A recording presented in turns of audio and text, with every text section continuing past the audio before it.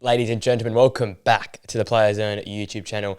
And with the season coming to an end, I thought, what an opportunity to do one of these sort of videos. I'm going to take you through, my favourite team of the year.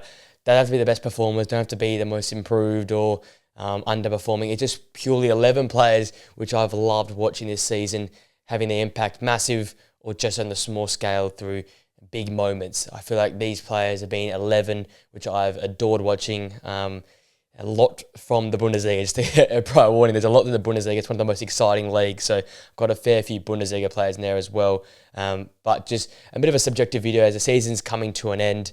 I just thought I'd fill this chance in a slot in here just to give you some of the players which have stood out to me this season, because there's been a lot of them and it was very hard to condense it down to 11 players, but these are the starting 11 for my favourite players in season 23-24.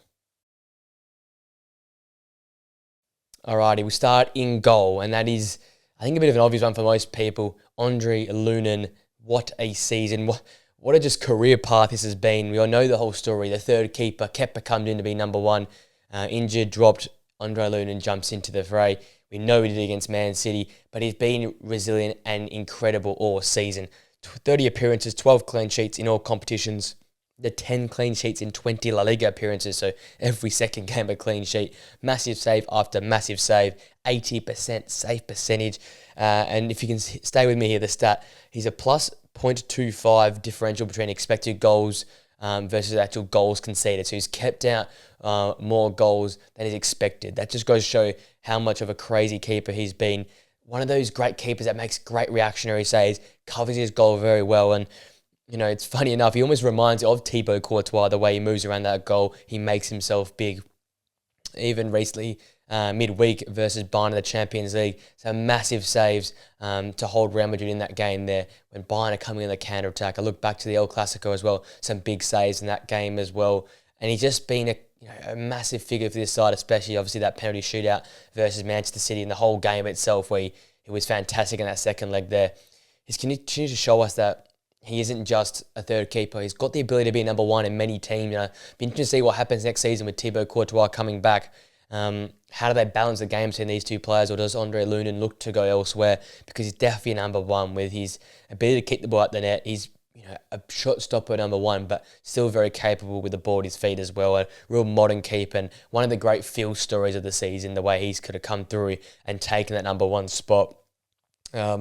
As I said, there's so many heroic moments you can touch on, but you can't go past that Man City second leg at the Etihad. Massive saves.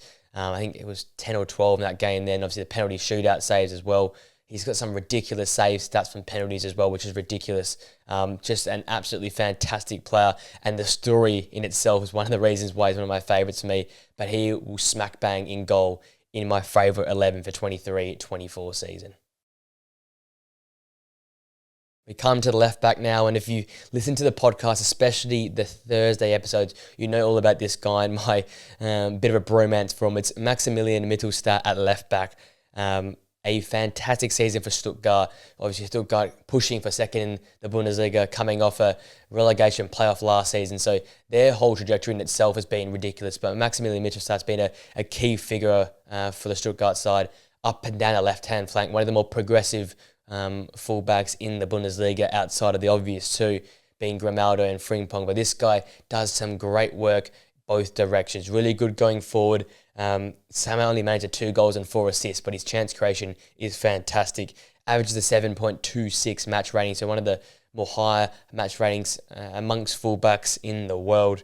And averaging the 3.89 tackles a game, the 2.12 intercepts, which puts him in the top 1% for fullbacks. So as much as he's so talented and can bomb on going forward, he's very, very good getting back and covering ground. I think that's a bit that stands out for me. The energy and work ethic he has to go up and down the left-hand flank, it's just fantastic. You look at his heat map, it is basically on the halfway line. So you shows sort of, I guess, the whole dynamic of Stuttgart, how they like to get high up the pitch, but it shows how confident he is on the ball, pushing up, creating chances, but also the ability to turn back the other way, close down spaces and get those tackles in.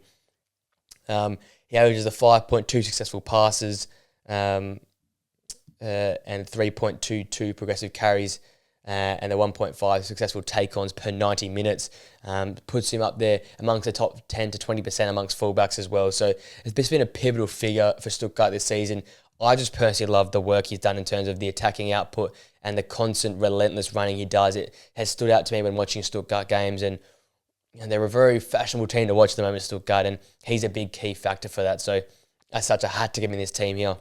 Someone I've been raving about a lot the last sort of 3 to 4 months, especially on the podcast. I was talking about him about 2 months ago, and I feel like he'll be someone that will stand out at the Euros. So keep an eye out on for him at Euro 2024 there. The home nation, I feel like he'll stand out for Germany in this coming summer.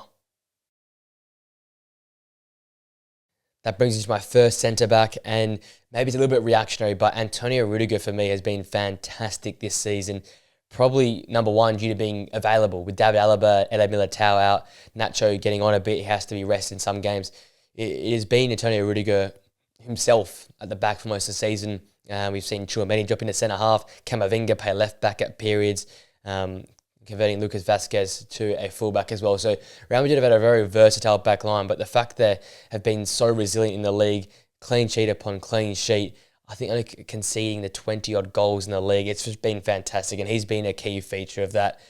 He's kept the 15 clean sheets himself, constantly putting up world-class performances, and you think back to that Man City second leg as well, he was a key feature in that game there. You think about the second leg versus Bayern Munich recently, getting up the pitch for the assist for the winning goal.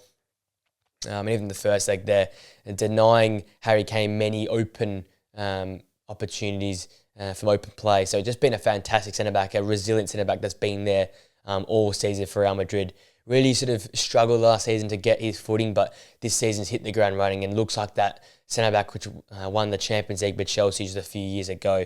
I think on his day, he's probably the best centre-back in the world in terms of how versatile he is. His closing pace is ridiculous. His strength and his ability to find a pass as well. We saw the pass he played into Vinicius in that second leg versus Bayern Munich. He's got all the tricks of the trade, and it's just a fantastic watch and a bit of a character as well. That's why I love to watch him.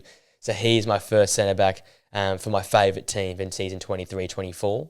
And to pair up alongside Antonio Rudiger, again, if you watch the podcast, you'll know all about him. I've raved about him now all season long, it feels like. Ilya Zarbani from Bournemouth, the Ukrainian 21-year-old, plays well above his age, and the stats are not quite backing it currently, but I tell you what, only missing one Premier League game all season, starts and plays 90 minutes every single week, has been fantastic for Bournemouth and their progressive style of football that doesn't make it easy on defenders, but he's worked so well at the back alongside Senesi at the centre-half position there. They've been a resilient back too, where Bournemouth constantly throw numbers forward, they press hard up the pitch, and there can be some spaces to be exploited, but he's always in there, strong into a tackle, a real tough customer and very, very comfortable with the ball at his feet. So someone I've really taken a liking to a lot this season. Obviously, as a key Bournemouth guy myself, I've taken a keen note of a lot of Bournemouth players, but he's the one that stood out to me all season. A versatile player, a real modern centre-half, and I think someone who next season will take a massive step up in his level of performance and will start to get noticed on the big stage here. I think I've already seen rumours and links away already next season for big clubs coming in for him, but I think one more year at Bournemouth, another year under Andone Iraola, and I think some big clubs amongst English teams and also in Germany and Spain will be coming for this guy because he has got the package. As I said, only 21 years old, averages the 4 ball recoveries a game, just shows how good he is in terms of mopping up at the back there. Just over an interception per game as well. Just so solid defensively. But I guess the bonus with Ilya Zarbani is his ability on the ball to go forward. Just fantastic this season. So Zarbani and Rudiger are my pairing at centre-half for this team. Then that brings me to right back, and I couldn't get Alex Grimaldo in, but Jeremy Frimpong gets into my favourite team for this season at right back. He's another great character and a superb footballer. I just love watching this guy play. 14 goals, 10 assists across his 44 appearances in all competitions. He suits this system so well. Him and Grimaldo fit this 5-back system so well. Allows them freedom to push on, constantly attacking opposition's fullbacks, putting them under pressure, and often creating things for others. They're one of the best duos in terms of, yes, they can go and score goals and create magic themselves, but they're very good at setting up others. And Jeremy Frimpong has got a great ball into the area, but I think his biggest plus is his ability to sneak in at the back post or get into a dangerous area and put the ball in the back of the net. He scored some important goals at important times, and 14 goals from a wing-back, full-back, whatever you want to call it, is just fantastic. He's been relentless, and in recent weeks when they're needing goals, he's the one standing up and producing those goals in big moments. He's a part of one of the best back lines across Europe this season. 49 games unbeaten for a reason. He's one of the key figures. Progressive carries, take-ons, touches in the penalty area, progressive passes received. He's all in the top 1% amongst fullbacks. Basically a second winger, averages a 7.2 ratings across Europa League, DFB Pokal, and Bundesliga football. Just fantastic to watch. Just in terms of sitting there and watching Leverkusen, these two wingbacks are fantastic. I just love watching Jeremy Frimpong. The ability to find the back of the net and the ability to find those areas to find the shot and create chances is just come second nature to him. It's just fantastic to watch. So he rounds out my backline for favourite players in season 23-24.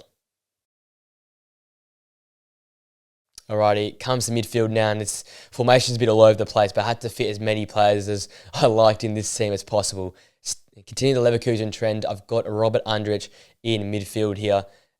Boy, what a player. Again, I'll be honest, I did not know much about him to start the season off, and not until the midpoint of the season when Leverkusen was starting to catch my eye, and boy, this guy's got the package. Alongside Granit Xhaka, those two there produce one of the great duos in Europe right now, probably the best midfield duos in the world at the moment. He's made the 41 appearances, 4 goals and 3 assists. But listen to some of his goals here. The game-winning goal versus Mainz, an 88th minute goal versus Hoffenheim, a 97th minute equaliser versus Stuttgart. All 3 of those goals massive in this long train of undefeated streak here for Leverkusen. He's been pivotal to that. The ultimate partner in midfield. And the way they complement each other, Xhaka and Robert Andrich, makes each other better players. I feel like Robert Andrich can hold, he can break the play up in midfield areas, but he's so good going the other way and getting playmaking started from a deep line position. These guys can be overlooked in midfield because of Jeremy Frimpong, Alex Grimaldo, Boniface, Schick, Florian Wirtz. You can sort of forget about the two in midfield there, but they do such a pivotal role. They get the cogs turning for this side. And you can see, he sits in the top 5% for passes attempted and completed amongst all midfielders in Europe. He is constantly on the ball and involved for Leverkusen here, pulling the strings like Xabi Alonso would do. It's just that sort of type of role he's been playing this season, in the 6, in the 8, real box-to-box role. He does it all this season. He's done a very fantastic job. And with an average match rating of 7.11 on SofaScore, you can just tell this guy's just got a bit of everything. He never really has a drop-off type game. He's consistently there for his side. And if he wasn't there and he wasn't consistent enough, I think you'd see more losses in the Leverkusen style of football, because he's so important to get not only them winning the ball back, but also getting them in transition and getting them forward and progressing the game. So I think he's been so underrated this season. I've loved his work. As such, he sits in midfield for my team. My next midfielder is Xavi Simons. Again, another personal favourite. If you watch the podcast, you'll know all about my thoughts on Xavi Simons, but what a season for the youngster. 41 appearances, 9 goals, 13 assists across all competitions. Super dynamic, direct running, and constantly a threat. And I think it just summarises the Leipzig side. It's a very exciting team, and it's sort of led by Xavi Simons there, in behind Benjamin Sesko and Openda, sometimes drifting out wide into that wide left position to whip balls into the area. And I tell you what, when someone gets their ball at the feet, there's not many players quite like Xavi Simons, especially from midfield areas. He's got that sort of winger type trait where he can just get his head down and drive past players, but he can also pick a pass and have that real quality in the final third that the likes of some of the best number 10s in the world do have. And PSG have definitely confirmed they're not going to sell him. They might loan him out again next summer, which would be ridiculous because this guy's been fantastic this season. I think he would just land perfectly in that PSG side. But if not, whoever picks him up next season on loan, they will be indebted because he has been fantastic, especially for Leipzig this season, creating chances galore, scoring chances galore. And as I said in the podcast a few weeks ago, about 2 games ago in the Bundesliga, wins the ball back against Borussia Dortmund, wins the ball back in the front half with a great slide challenge, gets up himself, drives into a dangerous spot, skips inside, and his shot just curls and hits the upright. But that sort of play there summarizes what Xavi Simons is all about: pressing, energy, skill, and just absolutely quality in the end third, the final third. He's just fantastic to watch. Progressive passes, progressive carries, up in the top 10% for his position, and that ability to willingness and the ability to constantly run, constantly drive defenders just makes him exciting to watch, and that's why he's one of my favorite players going around this season. Especially considering, as I say a lot in the podcast, there's a lot of pressure in this kid. He had a lot of reputation as he joined PSG as a youngster, and the fact he can go on loan and go away from that club and still perform with the eyes sort of just taken away from him, the spotlight taken away from him, shows he's a real player. He can continue to perform no matter what situation he's put in, and he's just thrived in this Bundesliga season and in this system. It'll be interesting to see how he goes next year, whether it be back at Leipzig, back at PSG, or somewhere else on loan. It'd be very, very interesting to see. My next player is very obvious. It's Jude Bellingham from Real Madrid. 38 appearances for Real Madrid this season. The 22 goals, 9 assists, 18 goals in the La Liga. I think he's now second in the Golden Boot, but just been crazy. What a debut season. I made a video earlier in the year saying, is this the greatest signing of all time in terms of the impact he made here in the ground running? He's absolutely continued that run to match-winning type performances in Clásicos this season. He's into a Champions League final with Real Madrid. They've already won the league. They won the Supercopa as well. They could go on and win a treble in his first season, and he could do it in quite spectacular fashion. And if he does go in the Champions League, you'd have to consider him Ballon d'Or favourite, him or Vinicius Jr., because these guys at Real Madrid this season have been just amazing to watch. Non-stop brilliance, continually just breaking our minds and our thoughts of what is humanly possible from this guy. He's in the top numbers for interceptions, blocks, tackles amongst attacking midfielders, showing his ability to work both ways in this Ancelotti system. And then he's amongst the top attackers for pass completion percentage, pass attempted numbers, progressive carries. And I feel like the thing that separates him from the rest is that clinical edge in the final third. He's got that real striker's instinct. We see it a lot of times, especially against Barcelona twice this season in Clásicos, where he just gets in a dangerous spot where you know he can have a great shot at goal, or arrive in the box late, or get to the edge of the area, or make that run to open up space for someone like a Rodrigo or Vinicius. He has that knack in the final third that you can't really train or teach players. He's just got that naturally, and that's what's made him a difference maker this season. Despite also his heroics in the Champions League versus Bayern there, it's been Jude Bellingham in that sort of false nine role most of the season, having to create from down the middle. So a lot of pressure on him joining the club for some big money, but the way he's dealt with that, taken that badge on the chest, and he thrived in that situation is all down to more respect for this guy. He's been one of my favourite players to watch all season, continually surprising me with what he can do, and as such, he's in my team in the midfield here for my favourite team for season 23 and 24. Alrighty, my final midfielder is Florian Wirtz. What a breakout season for this guy. It's nothing that we didn't expect, though, from him. If you've seen some of his clips and pieces from before with that horrible knee injury, he had this in his locker, and boy, he's shown it deluxe this season for his Leverkusen side. Arguably the face of that sort of front line, that attacking region. The 18 goals and 19 assists across 46 appearances this season. He's top 10 in passes, pass completion percentage, progressive passes, progressive carries, successful take-ons, progressive passes received, touches in the penalty area. He just does a lot. Anything attacking stat related, he is into the top 10, top 5% amongst midfielders. He has just been fantastic this season, and just epitomises that Xabi Alonso type system where there's so much smarts and so much creativity. He just derives. And I feel like coming back from such a scary, dangerous injury to perform the way he's performing is all showed to the quality that is in Florian Wirtz. And watching him is just a treat. You feel like you're indebted to him for what he can do on the football pitch. Just play after play, ridiculous pass after ridiculous pass, first-time passes, great dribbles, pinging long balls, intricate interplay. He's got the lot. And I have sat here and said I compared him to the likes of the Odegaards, the De Bruynes right now in the world, the Toni Kroos, the Luka Modric's in terms of his passing array. It is second to none. His ability to see the pass and make the pass is up there with the tops in the world. And I feel like, once again, at these Euros here, if Germany can use him to the best of his ability, he will tear defences apart with his quality. He is so, so dangerous, and he's playing with so much confidence and freedom right now. You give him half an inch of space, he'll find the back of the net or find a defence-splitting ball. He's just got that in his locker, and it's fantastic to watch him play, especially with like some Boniface Schick up top there, who are just clinical finishers and can actually put away some of the chances that he creates. He averages the 7.6 match rating across all his competitions, but the 8.08 in the DFB Pokal has been fantastic in that competition.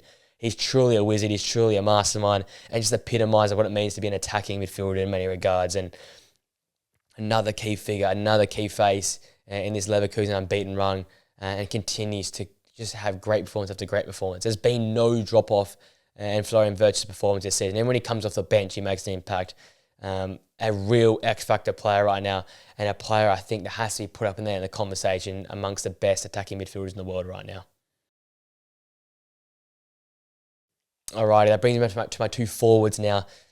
Both, I guess, are forwards, not strikers in many regards, but I'm starting with Michael Olise, possibly my favourite player to watch at times. He is fantastic.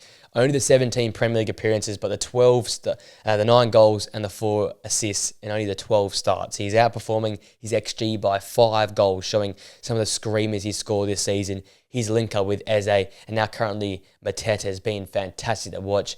He tore my club apart last time out, Manchester United, with some fantastic football. And he's just a live wire. He's in his 17 appearances, 6 wins he's had in those set of 17 appearances. They're showing that he's such a massive impact for Crystal Palace. Having half of their wins when he's available shows the impact he has on this side here. And all 6 wins come when he started the game. So when he's available and when he's fit, he changed the game for Palace. He makes them a watchable side. He makes them an amazing side. And his dynamism and his drop of the shoulder and his ability to play in the 1-2s in the final third, I think separates him from a lot of Premier League players. And he's got that flair. He's got that real X factor that not many players have. And that's why it's such a blessing to watch him play. And I feel like he just complements Eze and Mateta so well in the final third. You're seeing it work here under Oliver Glasner. Their high energy, high pressing system allows more possession and allows more chances for Olise to show what he's all about. And as such, we're seeing his outputs increase. But I feel like over the last 2 years, whenever he's been there, you've seen Palace increase their performance by at least 50 to 40%. Like, it has been a massive jump when he's there versus when he's not there. His ability just to be an outball, to read the big moments. I remember that penalty at Man City later on in that game to get that 2-2 draw. Like, he's conquered the big moments. When the ball's at his feet, good luck trying to dispossess him. He normally makes the right decisions as well. And yes, he's a flair player, and he probably might not be, statistically as nice as some of the other players has got in this team here, or other, wingers in the Premier League. But he's just fun to watch, and that's why he's one of my favourite players. I can't get my eyes off him when him and Eze are playing. It's just like something is going to happen because they just create. They are so skillful, so dynamic, and just remind me of what the Premier League's all about. Those real fancy, skillful wingers that can drive at defenders, make them look silly, and produce some of the biggest worldies we'll see all season. So Michael Olise is my first forward in my favourite team for season 23 and 24. Then that brings my second forward, the captain of the side, my favourite player to watch, and what a time to make this video. Very timely right now. It's Vinicius Junior. Wow, what a guy. He is fantastic to watch. The 35 appearances, 21 goals, 9 assists for Real Madrid this season, and absolutely on a tear in the Champions League right now. He's a knockout stage genius. He's giving Ronaldo type vibes for Real at the moment, where he's just at will scoring. He didn't score or assist on any of the goals in the 2-1 win versus Bayern that second leg, but he was pivotal in that game. They're consistently running, relentlessly going at Joshua Kimmich. I felt sorry for Kimmich. He was having to deal with him all night, and he was not stop running. He might get dispossessed, he might make a poor pass or miss a big chance, but he's constantly going to keep going and going and going. And that's why for Carlo Ancelotti, there's not many times he takes Vinicius off or leaves Vinicius out of a squad, because he's one of those guys that changes a game. He is a difference maker, probably the best player in the world right now in terms of what he's producing. That first leg versus Bayern Munich, those 2 goals, just fantastically worked. The first one, that running behind, spinning in behind Kim, dropping short to running behind. His consistent running at that back line over 180 minutes. Those poor Bayern defenders will be seeing Vinicius Junior their nightmares, because he's just been that player. He's been so scary in the Champions League and has really lived up to that Real Madrid aura in the Champions League, with the fact that he just continues to produce in big moments. I feel like throughout the season he's been fantastic as well. Had a few little downturns at the start of the season, but he produced a really good sort of connection with Jude Bellingham, and those two towards the start to midpoint of the season were just unstoppable. The interplay they're working together, the runs they made for each other, how they open up the game for each other, it was just fantastic to see. And that little combination alongside Rodrigo as well up top there, it's just one of the best to watch. And I feel like Vinicius, if you're going to watch any player in the world currently right now, forget the old era. If you look at this era right now, if you want to watch any player, you pick one game to watch on any day, you have to pick any game of Real Madrid and Vinicius, because this guy makes a game just look beautiful. It's entertaining to watch. It's fun. He makes the game fun. He never gives up. As I said, just relentless running at defenders, relentless running at the back line, constantly testing the goalkeeper. And as we saw with that Hossley first goal against Bayern Munich, he just continues to shoot. He just has a goalkeeper, bit of a fumble, Hossley goes and scores. The rest is history, right? That's just the part that Vinicius is. The 7.3 match rating across the whole season. He's number one in the top 1% amongst forwards for progressive carries, successful take-ons, touch the penalty area, progressive passes received. He's constantly an outlet there for Real Madrid this season. And sort of smart, I've got him here as a sort of striker forward in this formation I'm playing here, because he's basically be at times a striker for Real Madrid alongside Jude Bellingham at times. He's been that out ball for them. He's been that guy that can go and score on the counter-attack, that guy that can score in so many different ways. And I think it's been a fantastic season. He's elevated himself once again, Vinicius. And I feel like, for me, my favourite player to watch on any given night, and that's why he's the captain of my favourite team for season 23-24, because he just encapsulates what football's all about. Flair, excitement, running, goals, and just highlight plays. He's got it all, Vinicius Junior, and that's why I absolutely love watching him play. And he is then the captain of my favourite team from season 23 and 24. All right, ladies and gents, that brings this video to an end. My favourite team, a bunch of 11 players from season 23-24. What a year we've had. I'll quickly run over it one more time. It's Andre Lunin in goal, Maximilian Mittelstadt at left back, Antonio Rudiger alongside Ilyasar Bani at centre half, with Jeremy Frimpong at right back. It's Robert Andrich in midfield, alongside Florian Wirtz, Jude Bellingham, and also Xavi Simons in midfield. And then up top, my two forwards, Michael Olise and Vinicius Junior. Very exciting players. A lot of Bundesliga talent there, just putting out there, probably one of the most exciting leagues. So please go and watch some of the Bundesliga football. And there you go. Let me know what you think of my team in the comment section down below. Again, a subjective video. Some of them perform very, very well. Some are just great to watch. That's just a combination of both in this team here. Bit of a fun video as we come to the end of the season. Let me know your teams in the comment section down below. Who's some of your favourite players to watch currently in football? Who do you reckon is currently the best footballer to watch in the world right now? Let me all know that in the comment section down below. Please make sure, guys, if you like this video, smash a like on it, subscribe to the Player Zone channel, and press that post notification bell so you know when we upload more videos and podcast-based content. With it all being said, ladies and gents, I hope you enjoy the rest of your day. Enjoy the weekend's football action, and I'll see you guys on a video, podcast, reaction video, analytical video, or prediction video very, very soon. Till next time, guys. See you later.